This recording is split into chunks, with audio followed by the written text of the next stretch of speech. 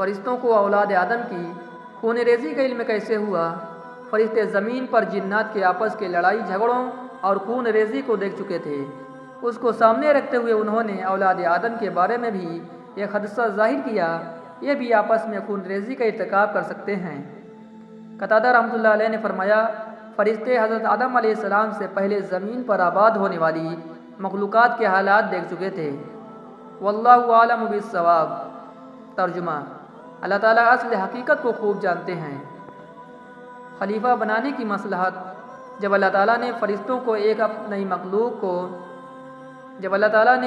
کو ایک نئی مخلوق پیدا کرنے کی خبر دی تو انہوں نے اس نئی مخلوق کو پیدا کرنے کی مصلحت معلوم کی تو اللہ سبحانہ و تعالیٰ نے فرمایا، بلا شبہ وہ باتیں میں جانتا ہوں جو تم نہیں جانتے، جن کا تمہیں علم نہیں، یعنی میں اس نئی مخلوق میں نبی، رسول، عابد، صدیق، شہداء، زاہد، ولی، باعلماء اور صالح پیدا کروں گا۔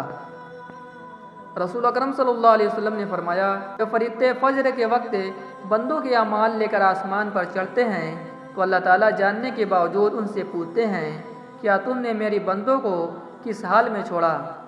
فرشتے جواب دیتے ہیں کہ جب ہم گئے تھے وہ نماز عصر میں مصروف تھے اور جب واپس آئیں تب وہ نماز فجر میں مصروف تھے۔ یعنی فرشتوں کو جس مصلحت و حکمت کی جستجو تھی وہ انہی انسان کی عبادت میں مصروف ہونے کی صورت میں دکھائی جاتی ہے۔ فرشتوں کا حضرت آدم علیہ السلام کے لیے سجدہ۔ اللہ سبحانہ و تعالیٰ نے آدم علیہ السلام کے جسم میں روح پھونکنے سے پہلے ہی فرشتوں کو اس بات کا پابند کر دیا تھا کہ جیسے ہی میں آدم علیہ السلام کی تخلیق مکمل کر کے اس میں روح ڈال دوں تم ان کے سامنے سجدہ تعظیمی میں گر جانا۔ جب اللہ سبحانہ و تعالیٰ نے آدم علیہ السلام کی مکمل صورت بنا لی جب اللہ سبحانہ و تعالیٰ نے آدم علیہ السلام کی مکمل شکل و صورت بنانے کے بعد اس میں روح ڈال دی تو فرشتے اللہ تعالیٰ کے حکم کی تعمیل کرتے ہوئے فوراً حضرت آدم علیہ السلام کے سامنے سجدے میں گر گئے۔ اور یاد کیجئے جب آپ کے رب نے فرشتوں سے فرمایا کہ میں انسان کو کالی سڑی ہوئی کھنکھناتی مٹی کے سوکھے گارے سے پیدا کرنے والا ہوں، لہذا جب میں اسے پورا بنا لوں اور اس میں اپنی روح پھونک دوں تو تم سب اس کے آگے سجدہ ریز ہو جانا۔ پس تمام فرشتوں نے سجدہ کیا۔ رسول اکرم صلی اللہ علیہ وسلم نے فرمایا، جب حضرت آدم علیہ السلام میں روح ڈال دی گئی تو انہیں چھینک آئی، جس پر انہوں نے الحمدللہ رب العالمین، تمام تعریف اللہ تعالیٰ کے لیے جو تمام جہانوں کا رب ہے، کہا۔ اللہ تعالیٰ نے جواب میں یرحمک اللہ، اللہ آپ پر رحم کرے، فرمایا۔ حضرت آدم علیہ السلام کی عزت و تکریم اور فرشتوں پر فضیلت۔ حضرت آدم علیہ السلام کی عزت و تکریم کرتے ہوئے اللہ رب العزت نے انہیں اپنے مبارک ہاتھوں سے تخلیق فرمایا اور فرشتوں سے سجدہ کروا کر آپ علیہ السلام کی خوب عزت افزائی فرمائی۔ فرمان الہی ہے، جب ہم نے فرشتوں سے کہا کہ آدم کو سجدہ کرو تو ابلیس شیطان کے علاوہ سب فرشتوں نے سجدہ کیا۔ اس ابلیس نے سجدہ کرنے سے انکار کر دیا اور تکبر کیا۔ ابلیس کا حضرت آدم علیہ السلام کو سجدہ کرنے سے انکار۔ جب اللہ تعالیٰ نے فرشتوں کو حکم دیا کہ حضرت آدم علیہ السلام کو سجدہ کرو تو تمام فرشتوں نے اللہ تعالیٰ کے حکم کی تعمیل میں سجدہ کیا۔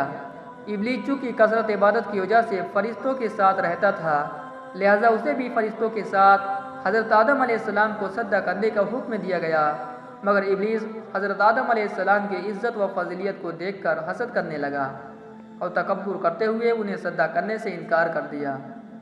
اللہ رب العزت نے اس سے سجدہ نہ کرنے کی وجہ پوچھی تو اس نے جواب دیا، میں آدم علیہ السلام سے بہتر ہوں۔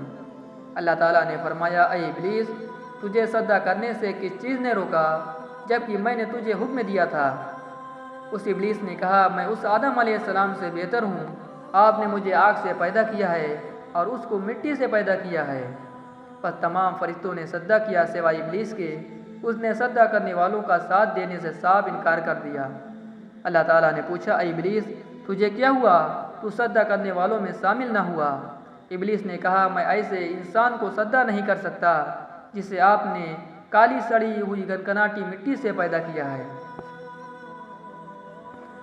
فرشتے نور سے، جنات کے شعلے سے، اور حضرت آدم علیہ السلام اس چیز مٹی سے پیدا کیے گئے ہیں جس کا تمہیں علم ہو چکا ہے۔ ابلیس کا تکبر اور اس کا انجام۔ جب ابلیس نے اللہ تعالیٰ کی نافرمانی کرتے ہوئے حضرت آدم علیہ السلام کو سجدہ کرنے سے انکار کر دیا تو اللہ رب العزت نے اس کا مقام و مرتبہ چھین کر قیامت تک کے لیے اسے ملعون و مردود قرار دے کر جنت سے نکل جانے کا حکم دے دیا۔ فرمان الہی ہے، اللہ نے فرمایا اے ابلیس تو یہاں جنت سے نکل جا، بے شک تو مردود ہے، بلا صبح قیامت کے دن تک تجھ پر میری لعنت برسے گی۔ اللہ تعالیٰ نے فرمایا تو یہاں جنت سے اتر جا، اس لیے کہ تجھے کوئی حق نہیں تو یہاں جنت میں رہ کر تکبر کرے، لہٰذا تو نکل جا، بے شک تو ذلیلوں میں سے ہے۔ اللہ نے فرمایا یہاں سے ذلیل و خوار ہو کر نکل جا، لہٰذا ان انسانوں میں جو بھی تیرا کہنا مانے گا میں ضرور تم سب سے جہنم کو بھر دوں گا۔ جب